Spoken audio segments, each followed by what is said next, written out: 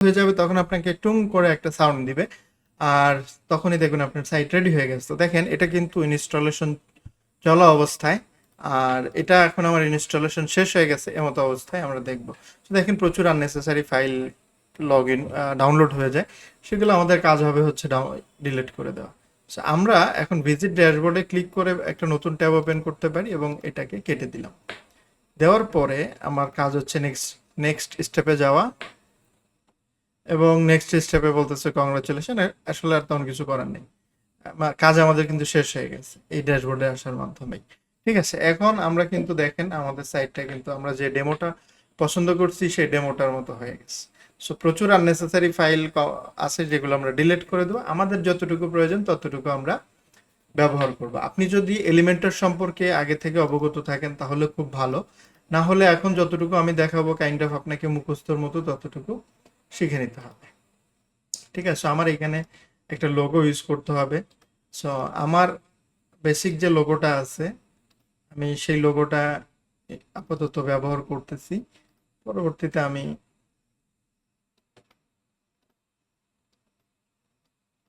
আচ্ছা ক্রপ করতেই হবে।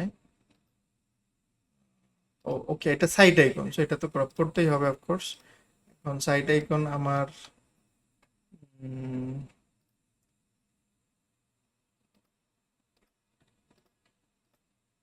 শুধু এআইটা আছে, এটা আমি সাইড আইকন হিসেবে ব্যবহার করব।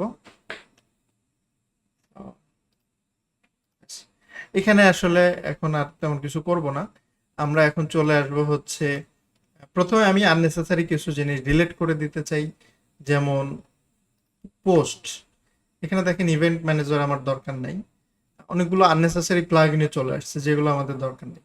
So, এই যতগুলো পোস্ট আছে এগুলো আগে আমি ডিলিট করে দিব, এবং ট্র্যাশ থেকেও আমি এগুলোকে একদম পার্মানেন্ট ডিলিট করে দিব, কারণ এইখানে যখন থাকবে অপ্রয়োজনীয় তখন দেখবেন অনেক স্প্যামিং হয়, এগুলোর থ্রুতে অনেক স্প্যামিং হয়। তারপরে আসলে আমি পেজগুলো থেকে কিছু এগুলো এখন আমার প্রয়োজন কোনটা প্রয়োজন নাই কোনটা এটা আপনি কিভাবে বুঝবেন? যেমন বিকেম এ টিচার, আমার এখানে কোনো টিচার প্রয়োজন নেই। ইনস্ট্রাক্টরের অনেকগুলো ইনস্ট্রাক্টর যখন থাকে তখন একটা পেজের দরকার হয় ইনস্ট্রাক্টরস। তো আমার এইখানে আমি এই এলএমএসটা শুধুমাত্র আমি কেন্দ্রিক একটা সাইট তৈরি করতেছি, যেখানে আমার কোর্সগুলোকে আমি এইখানে কিছু ফ্রিতে কিছু পেইড আমি রাখতে চাই। সো সেই কোর্সগুলো আমি শুধু এখানে দেখাবো, যে জন্য আমার এগুলো প্রয়োজন নেই। আমার গ্যালারি প্রয়োজন নাই, আপাতত ফরগট পাসওয়ার্ড থাকে, এফএকিউ থাকে। এখানে কোর্সেসের দুইটা পেজ চলে আসছে, সো আমরা একটা রাখবো একটা ডিলিট করে দিব। তো এখানে দেখাচ্ছে কোর্সেস যে লিঙ্কটা সেটা আছে, এরপরে কোর্সেস টু যেটা এটা আমরা ডিলিট করে দিব। কন্ট্যাক্ট ওকে আপাতত থাক, বাট আমি এটা রাখবো না অ্যাকচুয়ালি। চেক আউট কার্ড আমার বিকেম ইনস্ট্রাক্টর দরকার নাই, ইভেন আমি ব্লগও রাখতে চাচ্ছি না এখানে। অ্যাবাউট আস, আচ্ছা এটা একটু থাকতে পারে অ্যাবাউট মি। তো আমি অনেকগুলো পেজ ডিলিট করে দিলাম। এরপরে দেখেন নিচে আরো অনেকগুলো পেজ আছে। এলপি চেক আউট এটা আমার দরকার নাই। এলপি প্রোফাইলটা দরকার হইতে পারে, প্লান্ট্রেস প্রোফাইল আর কি, যখন একটা স্টুডেন্ট আপনার কোর্স কিনবে। মেনটেনেন্স আমি আপাতত রাখতে যাচ্ছি না, মাই অ্যাকাউন্ট দরকার আছে, এগুলো দরকার নাই। এটা প্রাইভেসি দরকার আছে। আবার এখানে প্রোফাইলটা দরকার আছে, ঠিক আছে।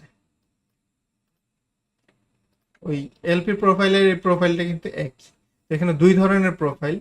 তো আপাতত দুইটাই থাক, আমরা পরবর্তীতে আসলে ফাইনালাইজ করে একটা ডিলিট করব। রিফান্ড পলিসি, রিসেট পাসওয়ার্ড, এখানে কিন্তু অনেকগুলো পেজ অনেকগুলো আছে, দ্যাটস ওয়াই আমি পরের পেজে আস্তে আস্তে যাচ্ছি। সব আচ্ছা সবটা থাক, টার্মস কন্ডিশনে দুইটা পেজ চলে আসছে, একটা ডিলিট করে দিই।